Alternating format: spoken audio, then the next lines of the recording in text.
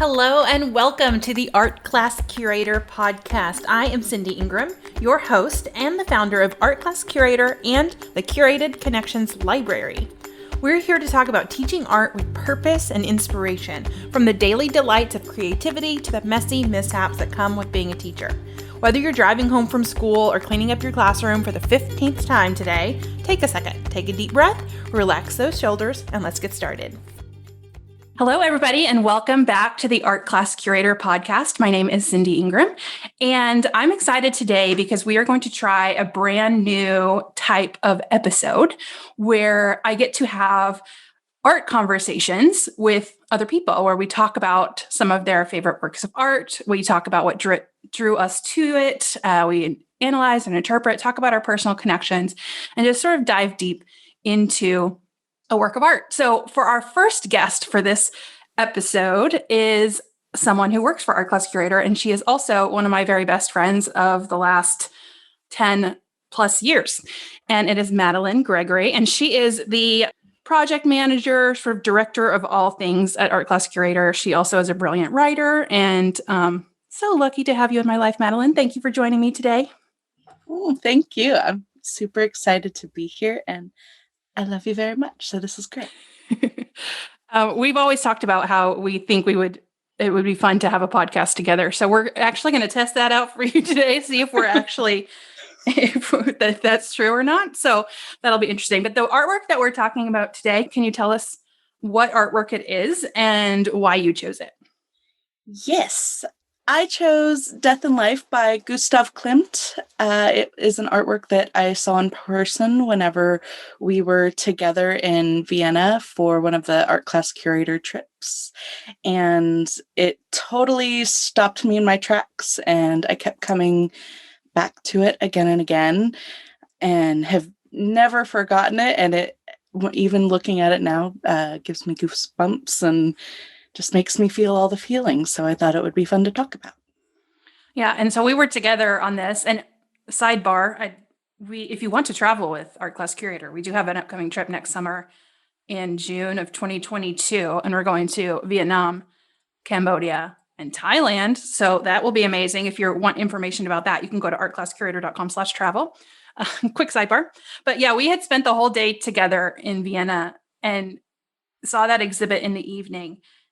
And we were both completely and utterly wrecked by the end of that exhibit. And we had kind of come together and were apart most of it, and kind of came and saw each other throughout the exhibit. But by the end of it, we both looked at each other. We're like, we had been crying. We were like, just so emotionally spent from that. For me, it was the whole exhibit, but this artwork in particular was so very powerful. Do you remember, like, you said it stopped you in your tracks. Do you remember anything specific about like how you felt when you saw it for the first time?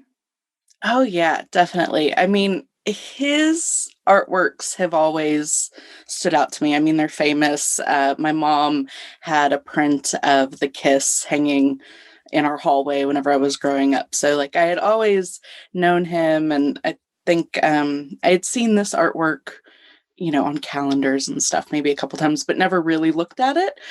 And earlier that day, we had seen some of his artworks at another museum, and like we saw The Kiss, and then the one with the really tall sunflower. I remember seeing that one too, and like they were great, but there was a ton of people, and it couldn't have that moment, And we went to the Leopold Museum, right? And we walked around, and it was already great. And it was one of the moments where we were separated and I was on my own, and I was already like loving the artwork, and it was so great. And I turned from one room to another, and it was at the end of the room. So it was on the opposite wall, and there was nobody else like in the room at that moment, which was incredible.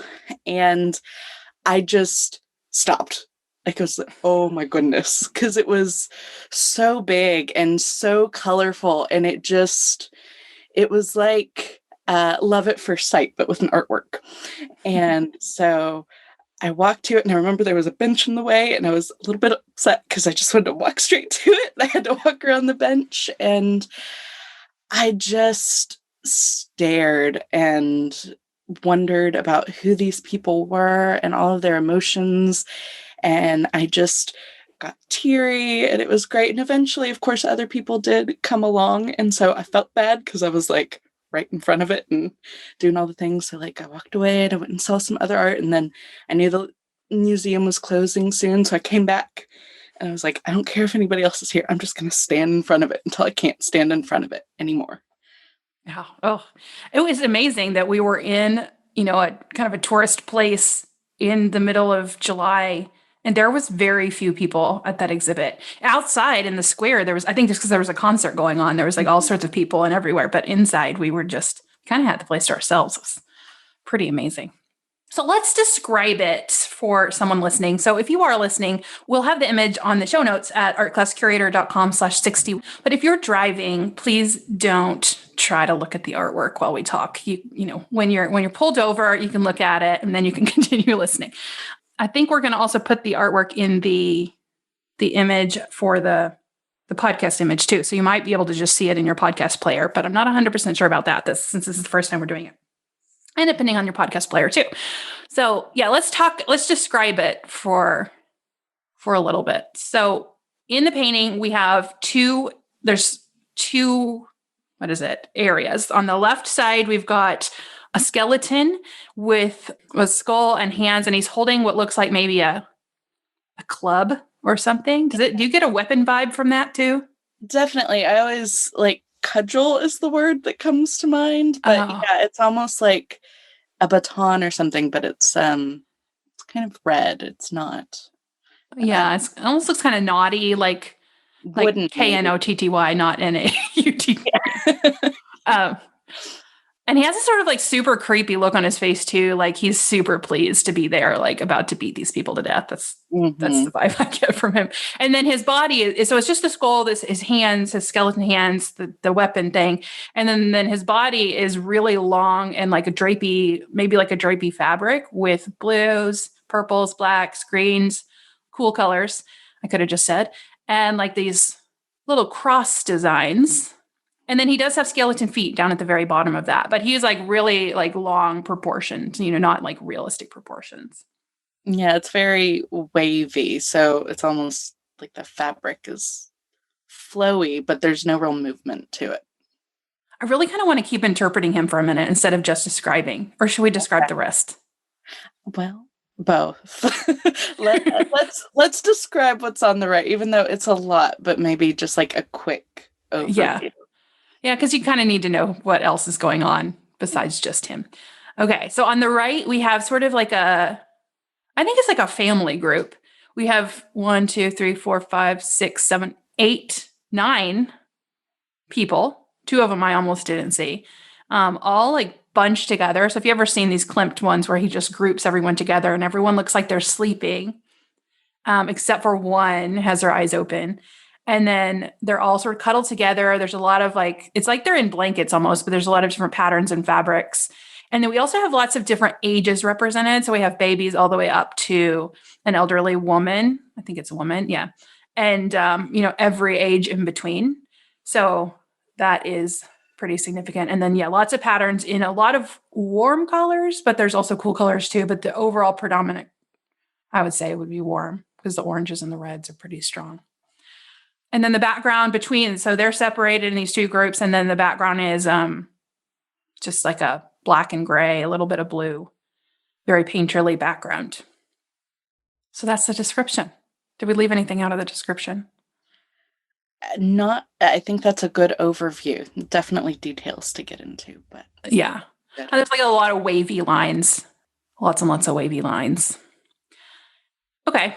So do we want to keep talking about sort of the emotional reaction or just start interpreting? Do you have any more emotional thing? Because we can talk about personal connections too later. Yeah, I think let's interpret and it'll come naturally. Okay. Start with that. Okay. So if you were my student, I would say, what's going on here? Oh, right. Okay. So excellent question, because I had lots of theories while I was standing in front of it. Yeah, so the skeletal figure on the left definitely immediately to me is a personification of death. And like you said before, like he looks like giddy to have all of these, living people in front of him, like, oh yes, I'm gonna go get all of them, and it's ha ha ha. Yeah, I can hear him cackling. Like he's a Yeah. cackler for sure. Yes. And especially in person, like his eyes, even though they're dark, like they had a lot of depth to them. And that really came into like how I saw him looking at all of them. But I Oh, you think know what? I didn't realize that eye thing because, you normally see a skeleton, you just see black in the mhm, eyes.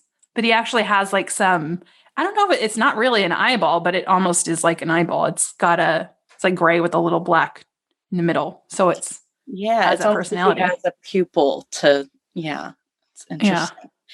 Okay, so what's going on? I think that he is looking at them with glee, thinking about how they're all going to die either, soon or someday. And for all of the like amalgam of people on the right, I had that same question. You said, it seemed kind of like a family group, but I don't know if they're a family or if they're, people that live in the same place or, who are going to be dying soon or something like that. But I do get the sense that they're all related in some way.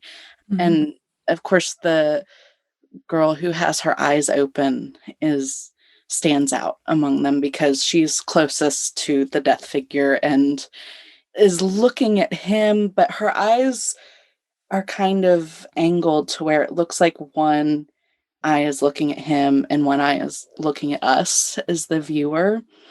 Oh yeah, And she stared into my soul. And she yeah, is doing it now too on yeah, my computer screen. She's yeah. creeping me out. And Creepy. I have a lot of thoughts. I feel like she could be aware of death. She could maybe Mm. be welcoming him, but like she definitely wants us to think about, I think, our own mortality. Oh, yeah. Yeah, she could be one of those people who like can channel or not channel, but like, are like super intuitive and like Mhm. can feel, I don't know, she's like spiritually awakened or something, you Yes. know? Like she knows what's happening here. And everybody else seems to kind of like just lost in their own like contentment. Mostly everyone else. Not well, no. Some of them are content and some of them are not. So I take that back. Mhm. I also like it's interesting because the skin tone of all of the women is pretty much the same. It's very pale. The oldest kind of has like a gray like sheen to her, but then the two that seem male in the painting, like the baby boy is a little pinker, that fresh, baby wonderfulness. And then the man, he's, very strong and muscular, but he's also much darker, which I thought was interesting. But part of me wondered if the two figures kind of in the front, because the man was kind of holding a woman, made me wonder if they were maybe the parents of the baby and they Hmm. seem like in grief, which, makes me wonder like who did somebody in this group maybe already die and like everybody else is grieving, like is the baby maybe dead or is the woman on the side, like I there's so many like interpretations I feel like we can make.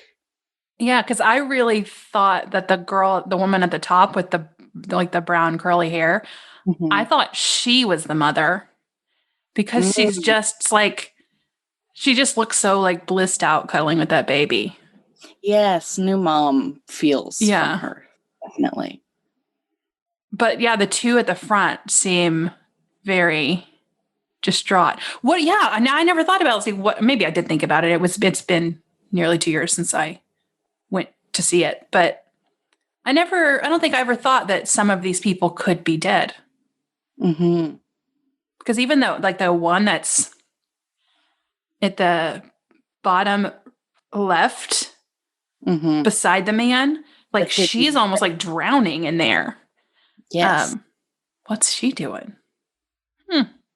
So what do we think that the skin tone thing could mean? Do you think that there's any sort of symbolism there or meaning, or is it just like it could be just a balance thing with the art too? But was he trying to say anything there? I always think it's more interesting to assume, even if it was an artistic choice, that there's some meaning behind it. And yeah, I do wonder, maybe it had to do with who the artist, surrounded himself with, or, thought depicted beauty or something. But I think the fact that the older woman is a different color too. I mean, I feel like maybe it has something to do with vitality, or because we've also got like the rosy cheeks on the women, but it's different. Like the one with the long brown hair kind of has a blush going on, and then the one with her eyes open also has a very, very rosy cheeks. And so I almost wonder if that has to do with, how alive they are, or maybe that Yeah. how dead they are. Yeah, because the couple in the front, because even the skin color of the woman in the front, we don't see her face because she's kind of burrowed into the man, but her skin is kind of the more blue-ish. Hmm. And there's blue in all of the skins, you can see that, but like hers is definitely blue enough to where you would call it blue, not just blue tints in it. Yeah, So sickly almost. so she could be dying too. Huh. And it makes me think, whenever we're grieving someone that is sick or dying or already dead, it feels like a part of us dies too. And the fact that, the colors of all these people are so different than, death on the left is, even in life, I think parts of us die. So maybe this is him, getting, even if they're not dead, he's getting joy off of like the tiny deaths that they are enduring. Hmm. Yeah, because another part of grieving someone's death is you don't just lose the person, but you lose the future that you had imagined for that person. You Hmm. lose, like if it's a child, you've lost the wedding and the graduation and the seeing who they're going to be and seeing how they grow. And so you're not just grieving the loss of that person, but the loss of that person for forever and what you've built up in your head Hmm. of what that person will become. So sad. I know. Yeah. I had written on I think the day that I saw it that night, I was like, I have to remember all of these thoughts that I'm having. And I had written that death looked like he was just super happy and waiting to bash you over the head.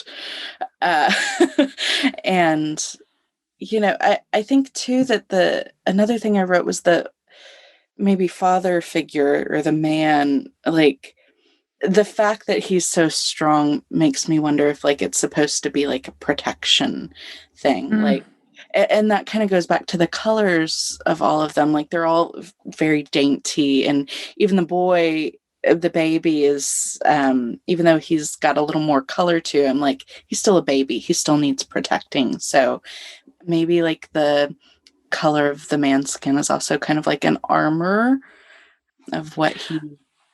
Yeah, I love that too because he's also right in the center.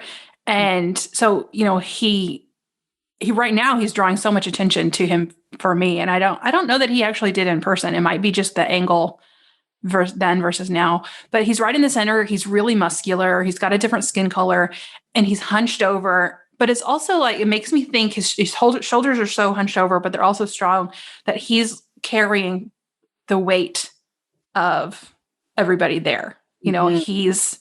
He's feeling the burden of protecting all of these people, and they look so relaxed. They look so peaceful, and it's like maybe he's taking all of their negative feelings. He's taking all of that and just internalizing it for himself, and that could be something going on. Yeah, because like you said, like they all generally look like very peaceful or sleeping, except for the older woman, I think, because everybody else's faces are kind of flat and like looking out, but she almost looks like she's praying. And, with age usually comes wisdom and knowledge. And like, I wonder, and the fact that she's kind of like over the pair, like she seems to me like she's protecting too. She almost looks like invisible. Like we see her, but Oh. like she's also, you don't see really any of her body other than just like, right under her head, there's some pattern, or maybe her hand. Oh, she does have a hand that's touching the baby's thigh. I did not see that until just now. Mhm. Or you know what? That could be the girl behind her's hand too. Yeah, it's not clear. But she's looking down and she's real like, and her shoulders are not like full shoulders. They're like really pulled in. So it's almost like she's like completely, she looks like she feels really alone to Mhm. me. Very And solitary figure, because she's even got more blue than anybody else does, which yeah. maybe signifies her being close to death too, because he's got all the cool colors. Yeah. And most everybody in there is interacting with another of the characters in some way. Like even the creepy girl, she's not really touching the girl next to her, but her head is sort of leaned up against, like she's like cuddling Mhm. with her back. Everybody has this sort of someone in there that they're interacting with, but she, assuming that's not her hand, it Mhm. could, depending on her hand. I really don't feel like that's her hand. That doesn't resonate to me. It's not, I feel like the color, I don't know. I feel like it could go either way. So go with the first. If it's not her hand.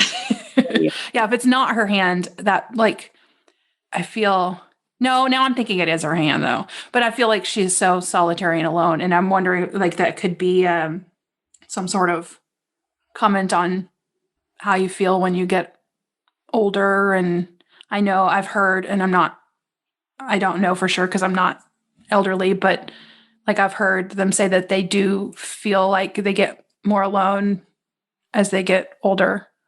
Yeah. I mean, and if it is her hand, the fact that she's touching the baby, I mean, she's going to the next generation and like, this is the new life that's coming as mine is ending. Yeah, So, I think I like that better. And that hand is really more close to her skin color than the girl behind her skin color. It's got that same sort of bluish, grayish, yellowish vibe to it. I don't yes. know what do you call that color, but he uses so many colors, and you can see them all in there because it's so painterly. I like to imagine too where this is taking place, because that background, even though it's so dark, it has a lot of color in it. And it almost, like, because of the death theme, it's like, is it the whole going toward the light thing or going toward the dark maybe? Because it definitely, to me, looks darker on death's side. Mm-hmm. Um, but it also kind of gives me like an outer space type thing, like, separate from the world, certainly. Like Yeah, but it's interesting because like the jumble of people, I view it as like they're all on a bed with a bunch of blankets, and like it feels really well, if it were me, I would be in utter misery because that's far too many people close to me. But like I love a good like cocoon of blankets and pillows. And so it feels really comforting, but it feels like they're in this sort of beautiful, comforting place, but they know they can't stay there. It's like this mm, bubble that they're in. And it's like almost like they're, especially the two at the front, feel like they're sort of clinging to stay in that bubble, mhm. but then they can't stay there Yeah. forever. Hmm.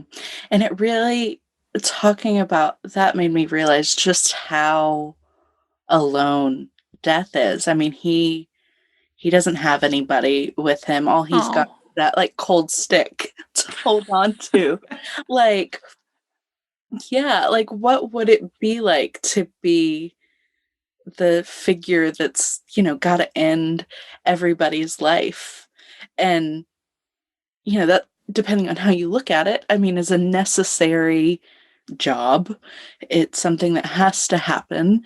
So, what kind of personality would you have as that figure? I mean, he's we've talked about how like it seems like he's definitely choosing delight about ending people's lives, but maybe it's so interesting to me that he has so much personality and it's just a skull. But so much of how we interpret emotions is based on, facial reactions and all the muscles and our skin and all of that working together. So, like, maybe it's not a cackling death. Maybe he, like, thinks and has accepted, like, his role in it all and is like, no, this is good because eventually, people have to die for new people to be born, and maybe he's not evil. It gives me evil vibes. Like maybe Yeah, it that's makes me my think. interpretation. Yeah, it makes me think of books I've read where that like death was a character, like Book Thief. Death is Mhm. the narrator. And then I read another one recently. It was called The Invisible Life of Addie LaRue, and the one of the main characters like he like steals people's souls, kind of. So he's death adjacent. So like he was kind of a similar like lonely death character. It's like you're never really clear, but it's like they have this. Both of them have this sort of loneliness in both of those books. This loneliness and also this like curiosity about the people that they're having to interact with, but they can't get too close. So they're like, it's almost like they're like these voyeurs watching and just like you get really connected. It's, what it's like. I'm going also, my brain is going in 6 different directions, but Do it's it. like when you're on social media and you're like friends with someone who you like met once, but you just watch their life and you feel connected to that person. And then you stop and realize you're like, I know so much about this person. I've literally met them once. But I know about their kids and I'm invested in it and I like their posts but it's like, but I still like don't really know them. That's kind of a weird place. I bet death feels weird about that if death were a thing. Whenever you were talking about the books, it reminded me of one I read years and years ago too. It was part of a series. I don't remember the author, but it was called On a Pale Horse. And in that, like the death is like a job, but like whenever death dies, basically, whoever was the next person to be scheduled to die becomes death. Oh, And so the book opens on like this guy having to turn into death and like he doesn't want to kill people. And so like there's a backup and all the other like people are like very upset with him and it's interesting to be, I mean, he has a human skull. So like that makes me think he has to have like a connection to humans. He's not like this spirit thing happening. Like, right. He was human once. yeah. Like how Also made me long? think of the Santa Claus when you were saying that. That's how the movie, Mm, the next Santa Claus, becomes Santa Claus when they die. Next. Anyway, yeah. neither here nor there. But yeah. Oh, that would be a weird transition from being a human to being death.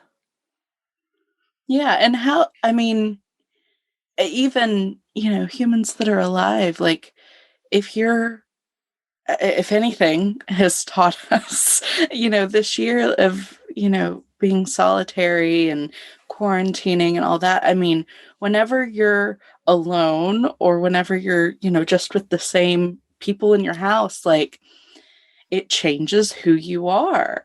So if Mm. he's, just this one person, then I mean, that it doesn't take long for you to change in new and unexpected ways, and especially That's if true. you're taking life. So hmm, Huh. I feel a little more connected to death. Yeah. And also, yeah, now I thought about that and I looked at him again and I looked at his position and I'm like, well, how can I read that sort of evil cackling thing differently? it almost then he transformed into this like really shy kid. Like my daughter's on and plays softball and she's really, really shy. But that's like her standing to the side, like holding her little softball bat and like wanting to be a part of it, but she doesn't really know fully how to engage. You know, she's just so shy. So maybe that's what death is. Maybe he's just like standing to the side, like, hi guys. Oh my Feeling goodness. alone. Now I'm thinking of The Nightmare Before Christmas, because Jack like tried Yeah. to take Christmas and like make it. He wants to have that joy and that color and all of that, but he can't, and like he messes it up because it's not his. Like, Oh. yeah, like he maybe death remembers what it's like to be alive, and like you were saying, like that voyeur aspect, but he can't have it again. And there's always going to be a separation. I really like how we're bringing in, connections to other things in our lives. And I think this is a really important lesson for teachers to realize like all of your students are going to see different things because they've read different books, they've seen different movies, they've had different experiences in their lives. And your brain is constantly looking for those connections. And so, to books and movies and life experiences. And that's something that we can learn from each other and our students can learn from each other too. And there's a lot of power in that. Yeah, I think it's definitely worth leaning into because, I mean, it's all art at the end of the day, the books and the shows, and Mm. even, the Vines and the TikToks. I mean, my kids know Vines that Vine wasn't even a thing whenever they were, coming of age and like had phones and stuff, but they still know Mm. the ones that like I heard whenever I was a teenager. So I think the connection is always going to be there, and there's a timeline. Like nothing is new, right? And Mm. to be able for them to see those connections and see and have that validated, I think will just make them connect to art all the more. Yeah, and these are big themes, death and life.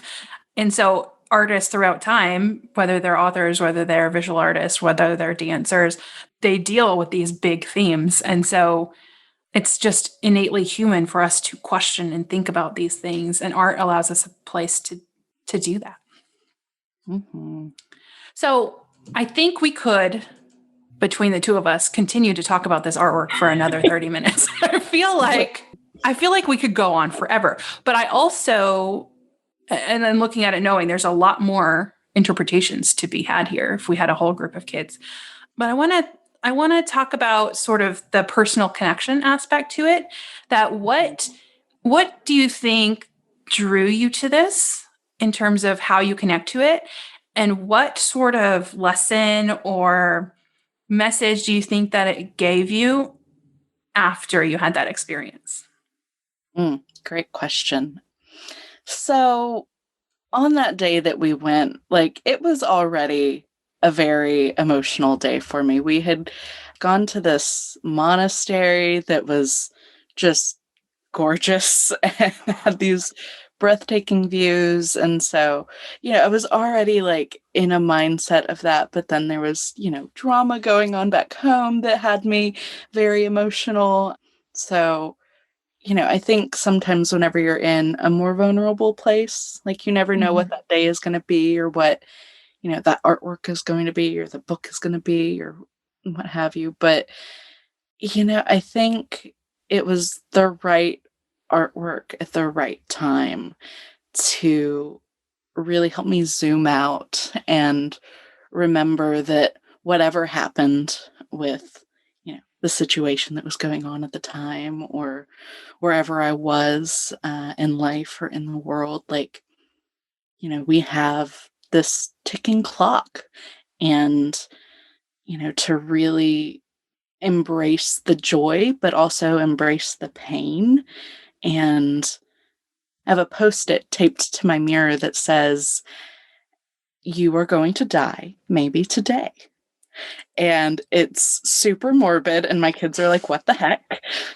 But, you know, is in the same line of thought as, Memento Mori and, seize the day and all that, because remembering that makes it really easy to let go of the traffic jam or, the avocado that went bad that I wanted to put on my toast in the morning or, like it really helps to zoom out and to think about what's important and what matters and, embrace the fact that you're not going to be here forever and enjoy all the colors, the cool ones and the warm ones. And I think, to connect with the people around you as much as you can. And, you don't have to be the guy in the middle carrying it all. You can, share the pain. They could all bring their power and their strength to carry the group forward. And yeah, so I think it's super powerful and I loved it. And, I have to say, you always kind of, whenever you introduce yourself on the website or anywhere else, you always say that it is your hope to make a student cry looking at artwork because they connect with it so deeply. And I mean, I was never in your classroom, but I've certainly been in the classroom of Art Class Curator, and this moment happened because of you, and goodness knows I cried a lot. So We think both you have did. succeeded. Excuse me while I go cry in the corner. Yeah. I don't think there could be anything I could ever add to what you just said to make it any better or any more insightful. It was gorgeous. It was so good. Thank you, Gustav Klimt. Yes. I guess he had a big part in it too. For sure. But yeah, my experience was I had this, that was so good that I'm like, I don't want to share my experience. It was not nearly as good as that. It was not. So you can't compare. There is a spectrum of art connections and all of them matter. Yeah. Mine was not just, it was an amalgamation of the entire exhibit for me. And I don't know what it was, but it was an exhibit of Vienna. And actually just recently talked about this in a podcast episode, so excuse me if you already heard that one. But it was Vienna, like 1900 and 19 something or other, like 40, I don't remember. But it was like early 1900s. And so the art was getting, as you went through the exhibit, the art was getting more and more abstract.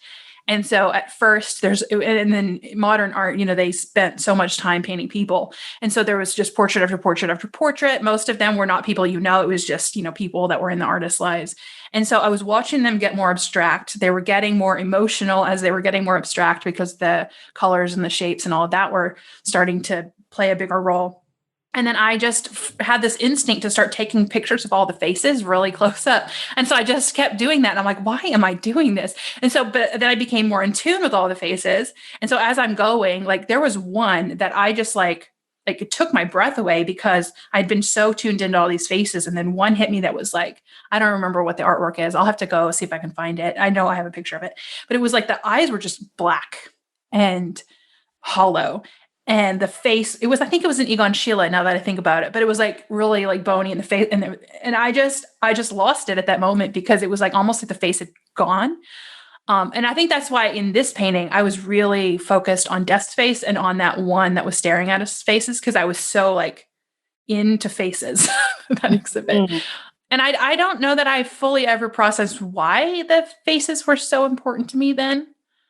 I do have moments in my life, and I wish I had a word for this, and I feel like there probably is a word for it, but that moment where you look at a person like walking down the street or in a car that's driving by you, and you just have this like overwhelming sensation that their inner life is just as deep and meaningful and powerful as your inner life. And then you look around and you see there's 30 people near you, not anymore because of the pandemic, but like, and you're like, every single one of these people have this inner life that is so like intensely powerful for that person. And that there's just millions of those like little universes in this world. And so I think that's probably what it was. So I guess that is pretty big. No, it is. And I feel like I've heard a Japanese word at some point that is that exact word that you were looking for. And I don't remember what it was, but maybe somebody out there will email. But I think it's so powerful what you were talking about, especially with, the early art and how it transitioned to being more abstract because abstract, a lot of people look at it and are like, oh, that's not anything, or that's just shapes, or, whatever. And I think it's fascinating because to look at the early portraits that were in that exhibit, it's, somebody sitting there, they were there for a long time, like all that. But I think as they start to get more colorful and get more abstract, I mean, it really brings in the complexity and all that unseen stuff, like you were saying, behind that, we don't see what's going on in a person's life and in their head, even if it is on social media and you did meet them once, like there's all this stuff. And I feel like sometimes the abstract stuff can capture that more fully and in a more emotional way than just straight portraits. Yeah, I think that's probably why I'm drawn to that much more than anything else. The really colorful, modern portraits of people, like I just love them. I want to swim in that painting. Mm-hmm. Okay, well, this was an amazing conversation about this artwork. I feel like that was such a delightful way to spend my time. So, yes, thank you so much for joining me today. Thank you for having me. I'll do it again. Everybody let us know. Should we start a podcast just to us? Yeah, I want to. Is our instinct true that we should do this? So if you want to tell your art story and share a work of art that's really meaningful to you with the Art Class Curator listeners, we would love to have you on the podcast and have a chat with me about that work of art. So to do that, if you go to artclasscurator.com/podcast, and I'm just going to double check that actually does go to the page. I think, yes, it does. At the bottom of the page, there is a thing that says submit your story.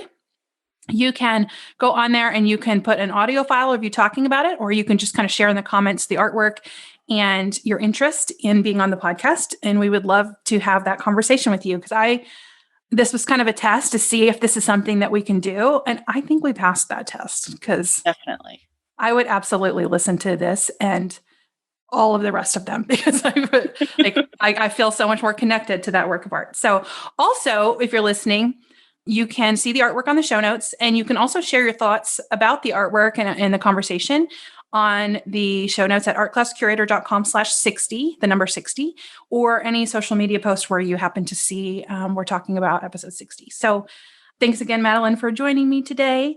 And thank you to you for listening. Bye. Hey guys, it's Cindy, and I'm back for just a second. After Madalyn and I had this conversation today, we kept talking about the art, and then we used the app Voxer to talk back and forth sometimes, and then we kept talking about it on Voxer. And even with everything that we talked about, and we were both so excited about that conversation, we realized we missed some really important things. There were some things about gender that we wanted to talk about, and we wanted to share more information, about the work of art and the artist. So we're going to come back for part 2 of this discussion next week. So look forward to that next week on Monday and hear more about this really incredible work of art. Thanks. Bye. When you're a teacher, one thing is certain: the lesson planning never ends. The Curated Connections Library is here to help with hundreds of art connection lessons and activities. Our signature Sparkworks lessons include everything you need to teach an artwork every single week. Each lesson features one diverse and captivating work of art and is complete with discussion questions, engaging activities to create deeper art connections, and related art project ideas. With unique worksheets and PowerPoint presentations, every lesson is classroom ready. Get your free Sparkworks lesson and take a break from lesson planning by going to artclasscurator.com/free lesson. Thank you so much for listening to the Art Class Curator podcast. If you like what you hear, please subscribe and give us an honest rating on iTunes to help other teachers find us and hear these amazing art conversations and art teacher insights. Be sure to tune in next week for more art inspiration and curated conversations.